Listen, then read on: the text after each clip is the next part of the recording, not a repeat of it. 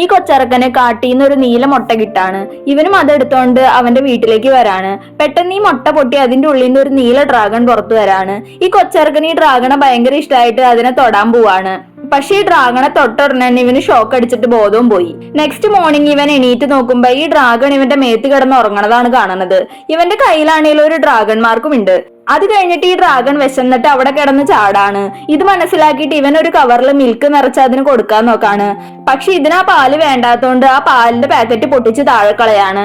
അപ്പൊ ഈ ഡ്രാഗൺ ഒരു എലിയുടെ സൗണ്ട് കേട്ടിട്ട് അത് ഓടിപ്പോയി അതിനെ പിടിച്ച് തിന്നാണ്. അങ്ങനെ ഈ പയ്യൻ ഈ ഡ്രാഗണെ പുറത്തു കൊണ്ടുപോയി അതിന് പറക്കാൻ പഠിപ്പിക്കാണ്. കുറച്ച് ടൈം കൊണ്ട് തന്നെ ഈ ഡ്രാഗണും പറക്കാൻ പഠിക്കാണ്. ഇവനും ഇത് കണ്ട് സന്തോഷാവാണ്. പക്ഷെ ഈ ഡ്രാഗൺ അവിടെ നിന്ന് ദൂരത്തേക്ക് പറന്നു പോവാണ്.